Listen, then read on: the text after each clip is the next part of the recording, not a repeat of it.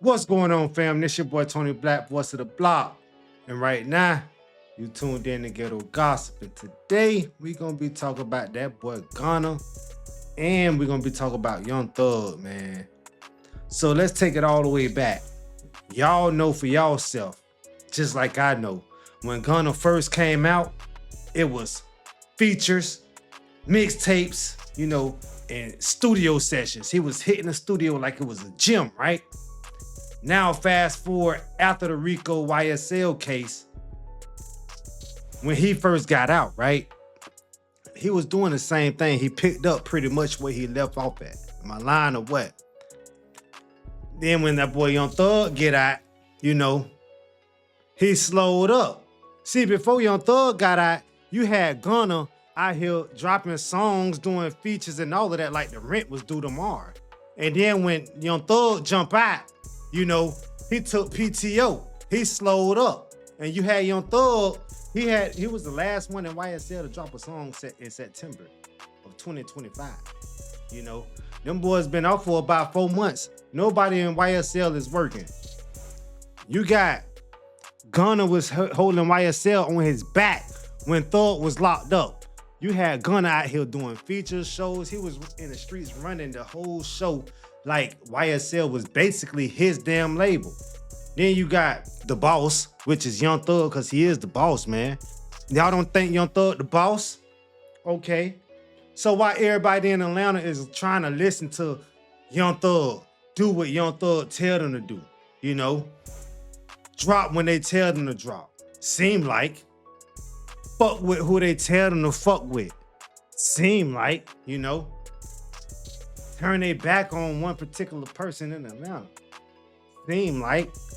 Cause you had Gunna was doing features and shit still with Offset. He was still out here doing his thing.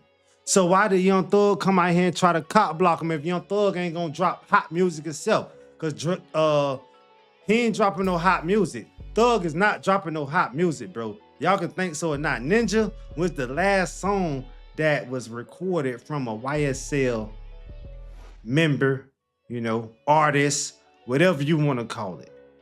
Y'all let me know what y'all think. Now, I ain't trying to say that it's beef. I'm just trying to say everything is on pause like a stop sign. Temporary, or it can be on permanent pause. They probably trying to find some different lanes to follow, some different things to do, But I'm trying to understand, man, why did Gunna stop making music seem like, I ain't trying to say that he fell off or nothing like that. I'm just saying that what happened to Gunna? Like what happened to Virgil?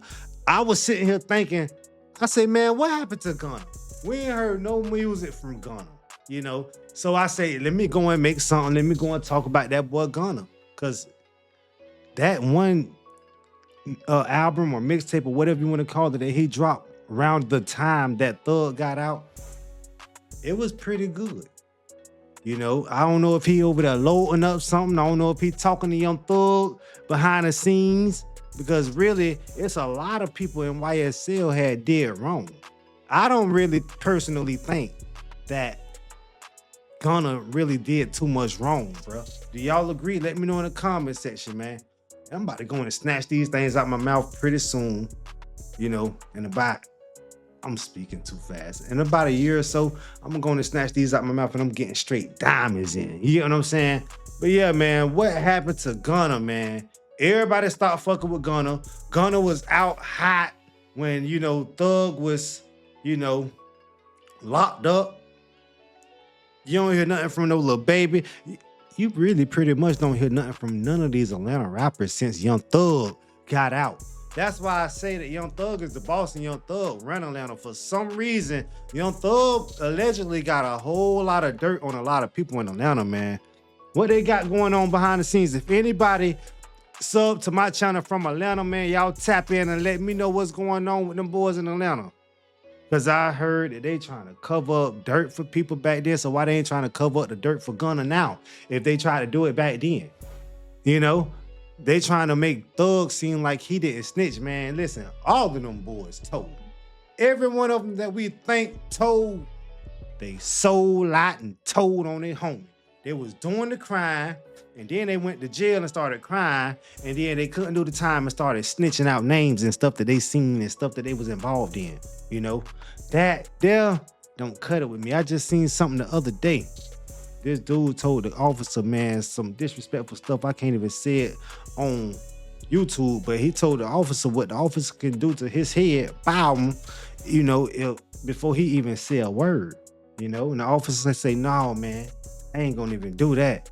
We not even on that type of time, you know." So that's the type of energy that a lot of these guys should have if you're gonna go out here and do the crime and then be running with, quote unquote, allegedly a gang of people or gang members, or, you know, you gotta sit there and take that shit on the chin, man, because you already know before you go and do something that it's a possibility that you can get caught up in that situation, bro. If you don't get caught up in it today, bro, you know 20 years from now, shit can catch up to you.